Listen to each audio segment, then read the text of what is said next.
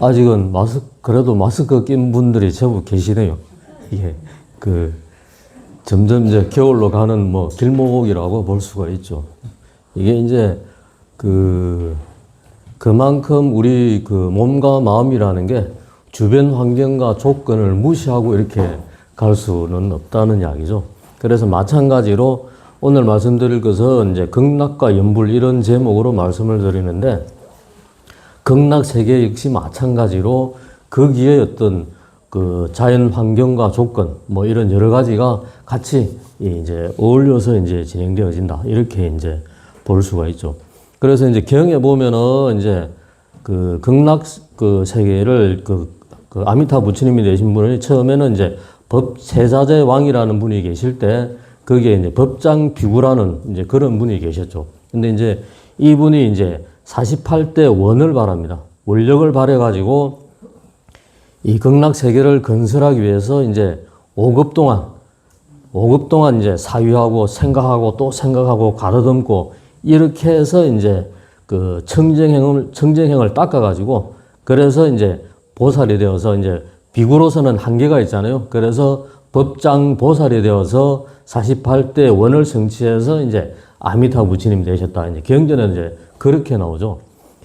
그래서 이제 이 극락 세계에 계신 부처님이나 보살 대중 이런 분들을 정보장엄이라 그럽니다. 발을 정자, 인과응보할 때 보자를 써가지고 그 다음에 이제 어보장엄은 의지에서 나타난다. 그래서 이제 그것의 국토, 환경, 뭐 생활 상태가 어떻느냐 이렇게 이제 보통 이야기 이제 되어지죠. 그래서 우리가 보통 이 시식을 할 때 뭐 끝부분에 이제 장엄 연보를 하고 난데 나무 서방정도 극락세계 쭉 나오면서 이 8분의 이제 8대 보살이 나옵니다. 거기서 이제 나무 문수보살, 보현보살, 관세보살, 대세지보살, 그리고 이제 금강장보살, 제자영보살, 미륵보살, 지장보살, 그 다음에 나무 일체청정 대중보살 마살 이렇게 나옵니다. 일체청정 대중보살 마살은 뭐냐면 극락세계에 계신 일체의 모든 보살 대중들을 다 이제 일컬어서 청정 대중보살 마살 이렇게 이제 이제 말을 하고 있습니다. 근데 이제 보통 이제 아미타경에 보면 그런 이야기가 나오죠. 이 극락 세계는 칠보로 장엄이 되어 있다. 이렇게 표현하죠. 그러면 그 칠보가 이 칠보로 된 나무, 그 다음에 이제 팔공덕수, 이런 부분 또 칠보로 된 난간, 이렇게 이제 극락 세계를 이제 설명을 하고 있죠. 근데 이제 아미타 부처님의 다른 이름이 뭐죠? 무량광불, 무량수불이라 그러잖아요. 그래서 이게 이제 바로 가장 특징적인 두 가지 장엄이라는 이야기죠. 아미타 부처님의 두 가지 장엄적인 요소가 무량광 내지는 무량수다. 그러면 이제 무량광은 뭐냐? 무한한 빛이죠. 빛이 이제 무한하다는 이야기죠. 빛이 무한하니까 어둠이 없다는 이야기죠. 그래서 이 빛은 뭐냐? 부처님의 지혜 광명을 상징하는 거죠. 그래서 중생의 번뇌를 없애고 모든 업장을 이제 소멸시켜서 이제 해탈로 인도하는 이제 그런 의미로서 이야기하고 있는 거고, 그 다음에 이제 무량수 하면은 수명이 한량없다 이렇게 되어지죠. 그래서 이제 부처님 세계는 죽음이 없다. 죽음이 없으니까 영원 실상의 부처님이다. 이렇게 이제 말씀을 하죠. 근데 보통 이제 정각 이름으로는 극락전, 극락보전, 그 다음에 무량수전은 나오죠. 그래, 무량광전은 잘 안 나옵니다. 이게 이제 그만큼 우리한테 친숙하고 익숙한 것은 무량수전으로 이제 많이 나오고 있는 이런 거로 이제 볼 수가 있죠. 그래서 이제 그러면 이제 극락이 어디에 있느냐라고 했을 때 이제 선에서는 그렇게 이야기합니다. 자성미타, 유심정토. 이제 이 마음 그대로가 여기 있는 이 자리가 바로 극락이고 내 마음이 바로 극락이지 극락이라는 게 따로 있는 게 아니다. 이렇게 보는 게 선에서 바라보는 거죠. 왜냐하면 우리 스스로의 마음을 깨달아서 바로 부처를 이루는 이런 부분들에 이제 초점을 맞추고 있기 때문에 그렇죠. 이제 한 예로서 일본에 이제 백은선사라고 일본 임재종을 일으키신 큰 스님이 계신데 그분에게 이제 어떤 무사가 찾아간 거죠. 이제 그래서 이제 스님 인사드리고 이 불교에서는 이제 극락이 있다고 그러는데 정말 극락이 있습니까? 이렇게 묻는 거죠. 그러니까 이제 그 백은선사가 당신 뭐 하는 사람이요? 예, 뭐 누구를 모시고 있는 무사입니다. 그러니까 이제 막 이제 당신이 무사라고 그러면 당신 같은 사람이 무사라면 당신이 모시고 있는 그런 영주들은 다 뭐 전쟁에 나서 다 죽겠구만 이렇게 모욕을 하는 거죠. 그러니까 무사들이 모욕을 하면 못 참잖아요. 그러니까 이제 칼을 싹 빼드는 거죠. 그러니까 이제 백은선사가 지금 어허 지옥의 문이 열렸구나 그러죠. 그래 아차 싶어서 이제 칼을 다시 도로 이제 꼽죠. 그러니까 극락의 문이 열렸구나 이렇게 표현하는 거죠. 그래서 이제 선에서 표현하는 이 그 유심정토 뭐 이렇게 이제 바라본 거. 근데 이 정토종 내지는 이제 이 그 미타행자 내지는 이제 요런 부분에서는 그 지방 입상적이다. 이래서 서방 정토라고 표현을 하죠. 서방에 이제 그 극락 세계가 있다 이렇게 표현을 하는 겁니다. 근데 잘 안 믿죠.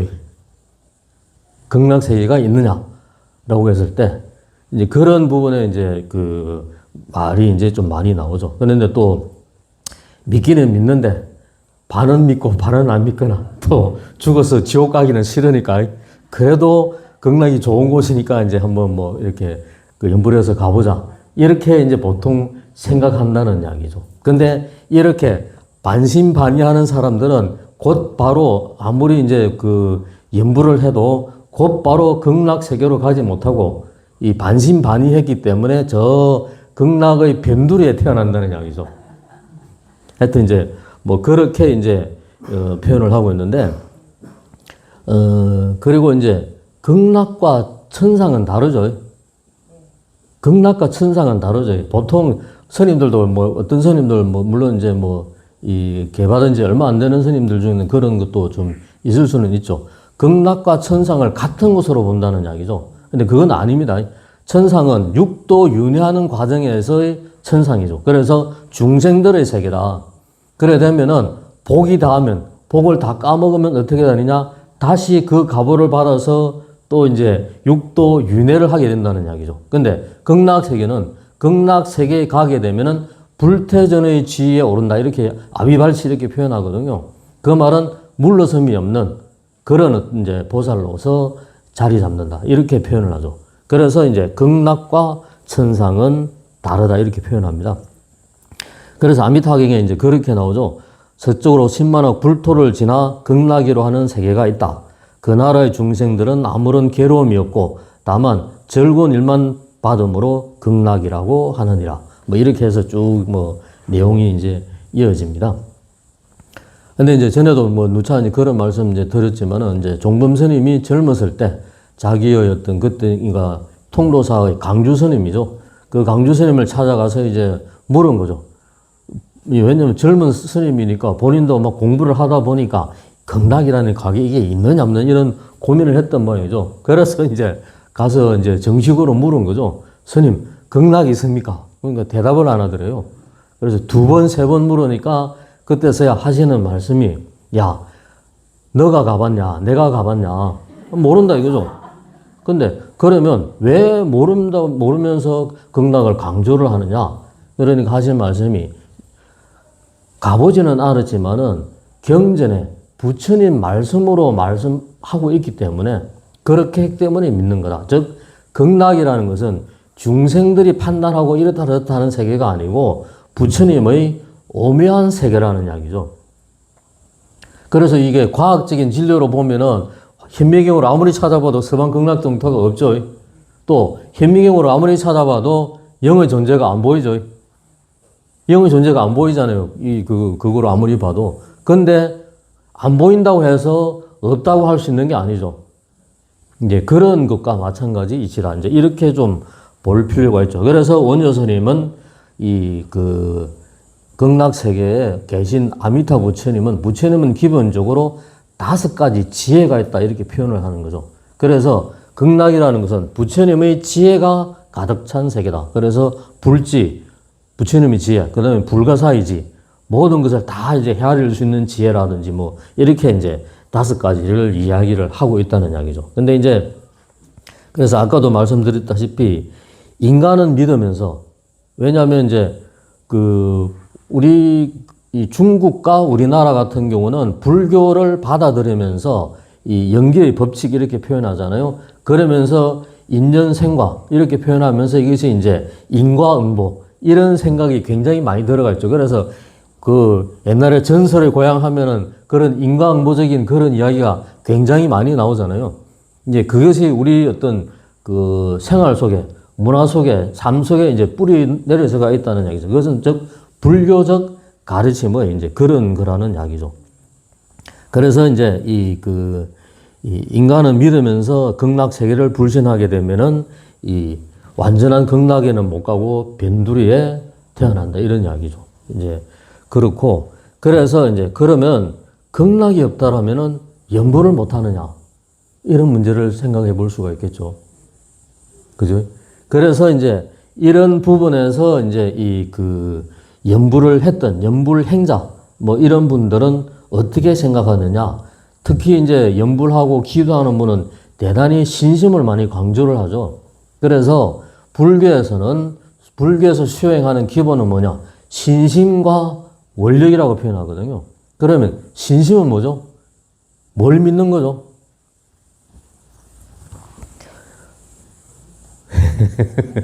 우리 맨날 신심이 있어야 되지 이렇게 하면서도 좀 정리가 안 돼 있다는 이야기죠. 몰라서 모르는 것이 아니고 부처님 세계에 대한 믿음이죠.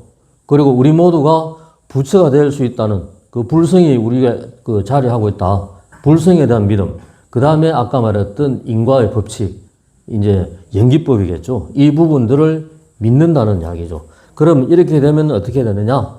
원효 스님은 그렇게 말씀하셨죠. 신심은 뭐냐? 흔들리지 않는 마음이라는 이거죠. 일심이다. 결정심이다. 저거다 하면 돌아보지 않고 딱 이렇게 간다는 이야기죠. 근데 이 신심도 시대가 지나니까 점점점 흐려지고 약해지는 거죠. 옛날 같으면은 우리 노보살님들 일제시대 때 보면은 아들이 징용 끌려갔거나 막 이렇게 타지에 멀리 나가면은 옛날에 부뚜막에 정한수 한 그릇 떠나놓고 빌잖아요.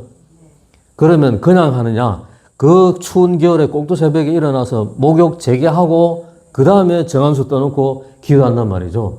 근데 이제 이게 또 옛날 같으면은 어른들 한마디나 또 저희들도 마찬가지입니다.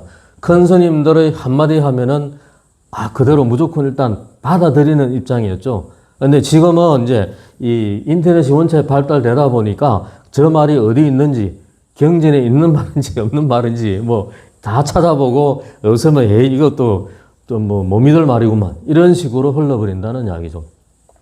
그만큼 그 말은 뭐냐면 지금의 시대라는 것은 분별지가 더욱더 발달된 시대라는 이야기죠. 근데 불교에서는 분별을 버려라 그러죠. 이제 이게 그럼에도 불구하고 원체 우리가 판단할 것들이 늘어나니까 그쪽으로 점점 더 이렇게 발달이 되어버린 거죠. 그러다 보니까 신심, 원력 이런 부분들이 오히려 좀 약해져 버리는 이런 현상이 좀 많이 나타나지 않나 싶습니다. 그 다음에 이 흔들리지 않는 마음을 갖게 되고 그 상태에서 일을 하게 되면 뭐냐? 낙욕, 즐겁게 하고자 하는 마음이 생긴다 이거죠. 그래서 즐겁게 하고자 하는 마음이 생기면은 마음이 복잡할 때나 때로는 깨끗하지 마음 이런 것들이 수행으로 깨끗이 좀 정화가 되겠죠. 그래서 정심, 깨끗한 마음이 올라온다. 이렇게 이제 표현을 합니다. 그래서 이런 신심이 있어야 도도 닦고, 그죠? 그 다음에 이제 복도 닦고, 학문도 닦고, 세간사 일도 다 닦아 나가는 것이다. 처음부터 요즘은 금수저, 흙수저 이렇게 표현하잖아요. 금수저로 아무리 좋은 조건을 갖고 태어났다 하더라도 이것이 이제 그 복이 닿으면은 금수저에서 흙수저로 변해버린 그런 경우도 굉장히 많죠. 그래서 이제 꼭 그대로 정해진 대로 갈 수는 없다. 이렇게 이제 볼 수가 있죠. 그래서 이제 연불행자들이 어떤 신심을 가지느냐 하는 부분에서 중국 정토종의 조사로 보면은 가장 큰 스님들이 담난, 그 다음에 도작 스님, 그 다음에 선도 스님 이렇게 나옵니다. 선도 스님은 당나라 시대 때 분인데 680년에서 100년 전후 사이에 사셨던 분인데, 이분이 이제 연불 하면은 칙명연불이다. 이제 이렇게 확립을 한 분입니다. 이제 그렇게 이제 이어져 오는 분인데, 일본은 어떠냐면 이제 호넨, 법연스님, 그 다음에 신란, 친란이라고 한문으로 치면은 그 다음에 이펜, 일편스님 이렇게 이제 이어지는 그런 어떤 이제 종교인데, 일본이 그 우리나라만 정토종의 이런 게 좀 많이 약하고 대만이나 중국이나 일본은 굉장히 세가 셉니다. 일본에서 가장 강력한 종파, 가장 그 큰 그 종파가 뭐냐면 바로 정토진종입니다. 그리고 이제 일본의 각 마을에 가면은 조그만한 그 비석으로 나무아미탑을 이렇게 그 새겨놨다 그러죠. 그 말은 그 정도로 정토신앙이 많이 퍼졌다. 왜? 일본도 보면은 그 무사들 간에 뭐 내지는 막 영주들 간에 전쟁이 굉장히 많잖아요. 이제 그런 저런 점들 때문에 이제 아마 그런 게 더욱 발달된 게 아니냐 싶습니다. 그래서 이 전통 진종의 어떤 그 초조, 시조라고 하는 이제 신란 스님은 이제 연불 이외에는 다른 방법이 없다. 이렇게 보는 거죠. 그래서 연불을 하느냐 하지 않느냐는 것은 극락이 있느냐 없느냐하고는 관계가 없다 이거죠. 극락이 있고 없고의 문제가 아니라 내가 스스로가 내가 어떤 존재인가를 문제 삼는 자기 성찰에서부터 나오는 거다. 이렇게 이야기하는 거죠. 그래서 자기는 악인이라는 인식을 가지는 거죠. 그래서 난행도에는 의지할 수가 없다. 난행도는 뭐냐면 자력으로 스스로 공부해서 도를 깨치는 것이다. 이런 부분의 이야기죠. 그게 얼마나 힘들겠냐는 이야기죠. 그래서 부처님의 원력에 의지하는 연불을 해야 된다. 이렇게 이제 주장하는 분이죠.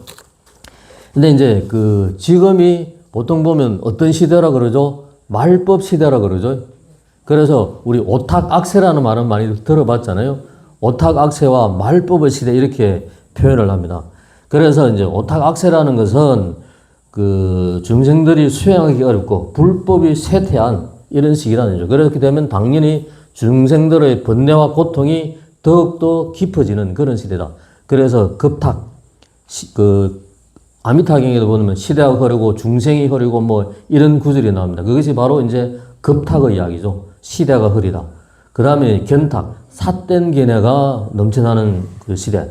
번뇌탁은 탐진치 그런 어떤 이제 그 삼독심이 강해진 시대. 중생탁은 근기가 약하고 악한 행위가 성행하는 시대. 명탁은 수명이 짧아지고 생명의 질이 떨어지는 시대. 이것이 이제 오탁이라는 이야기죠. 그리고 이것이 오탁악세고 동시에 말법 시대는 정법, 상법, 말법 이렇게 이어지거든요. 정법은 500년에서 1000년, 부처님으로부터 500년 내지 1000년이고, 상법은 정법이 지나고 난 뒤에 500년 내지 1000년이고, 말법은 상법이 지나고 난 뒤에 이제 1만 년이다. 이렇게 표현을 하거든요. 그래서 이제 차이는 뭐냐. 부처님 당시 어떤 정법의 시대는 부처님의 가르침도 있고, 깨달은 사람도 있고, 그 다음에 이제 수행도 있고, 이랬다라면은 상법은 그러한 이제 깨달음이 없고, 가르침과 그 다음에 이제 그 수행하는 것은 있는데, 말법은 다 없다는 이야기죠. 이런 시대를 그럼 이런 시대는 뭐냐? 즉, 담랑과 도작가 선도 스님이 살았던 그 시대는 당나라가 세워지고 난 뒤에 당나라가 혼란해지는 시대죠. 그래서 전쟁이 일어났고 막 많은 사람들이 기근으로 죽기도 하고 이런 시대를 보면은 그 시대가 이 말법 시대로 밖에 볼 수가 없는 거죠. 이런 시대에서 어떻게 그러면 수행해서 우리가 나아갈 수 있겠느냐. 이런 고민을 할 수밖에 없는 거죠. 그래서 말법 시대에 내가 스스로 뭘 이룬다는 게 얼마나 힘들겠느냐. 실제로 이제 중국의 선종에서도 송나라 시대죠. 이 송나라 시대 스님들이 선방에서 혼자서 막 공부해서 부처를 이루려고 열심히 하다가 이제 말년에 병이 나고 막 이렇게 되면은 이제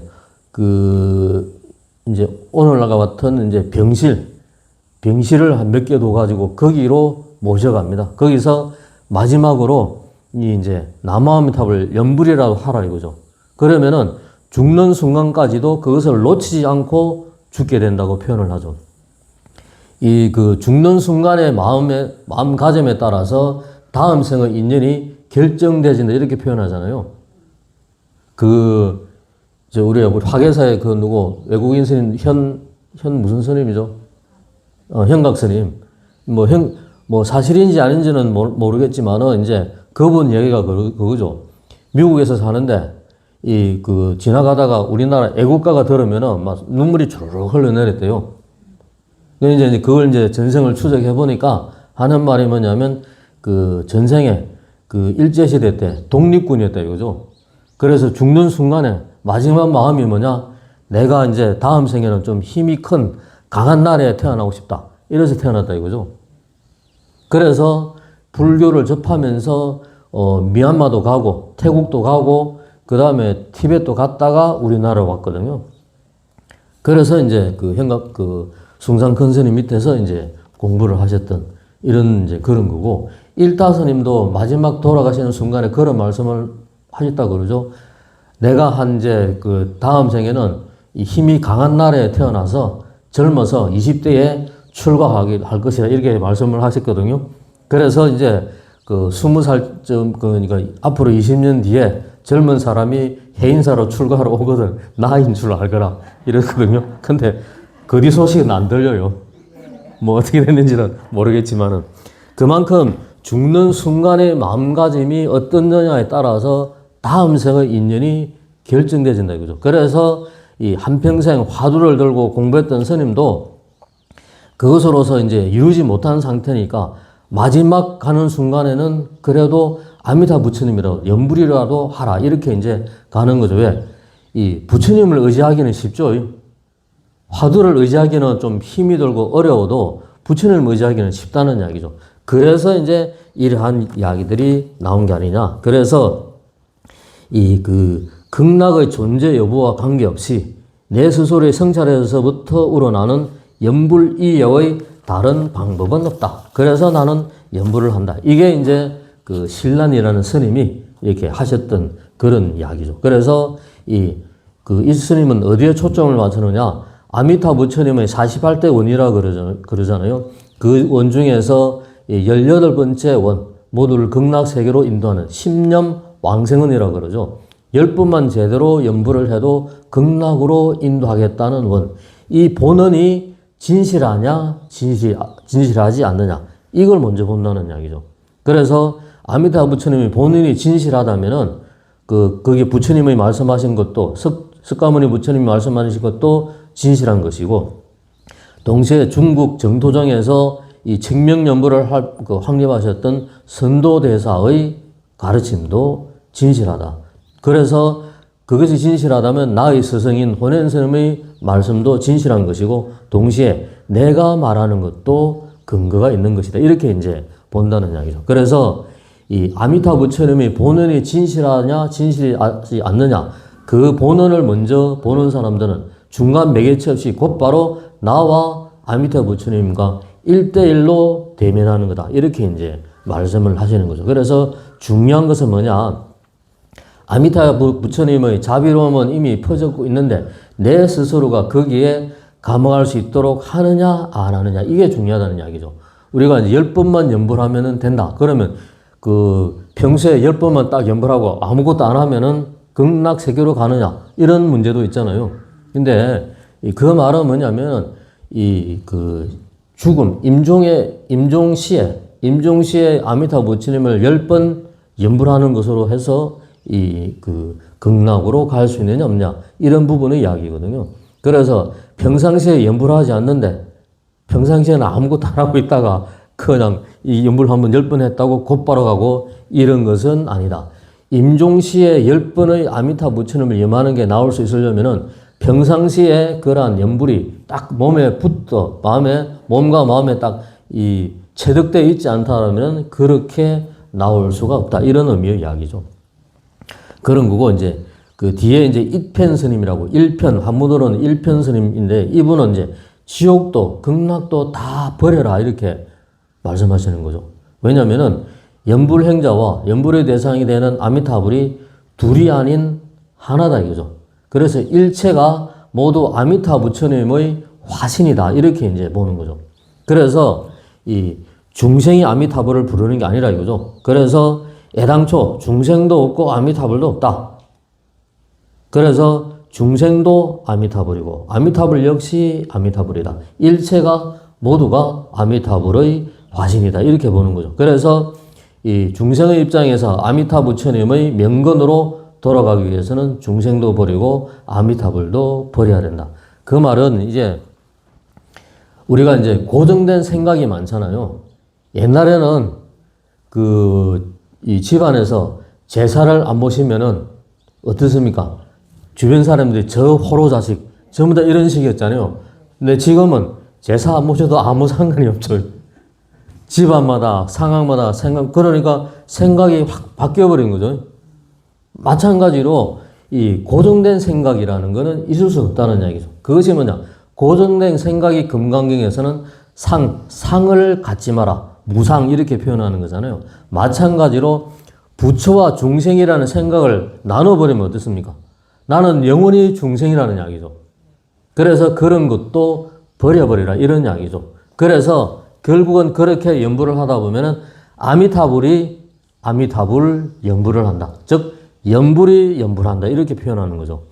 나라는 생각, 중생이라는 생각, 부처라는 생각 다 내려버리고 오로지 나무 아미타불 연불 소리만 남는다는 이야기죠. 이제 그렇게 연불하라 이런 의미로서 이제 이 입변스님은 지옥도 극락도 다 버려라 이렇게 표현하는 겁니다. 그러면 이제 우리가 이제 부처님 가피라는 게 있을까요?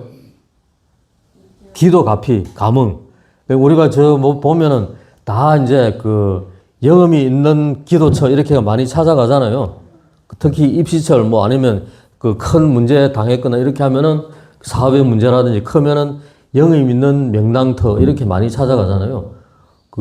저쪽 낙산사 홍련암에도 사업하시는 분들이 굉장히 많이 찾아가요. 그리고 어디고 연주암, 연주대 있죠. 거기도 이제 많이 찾아가고.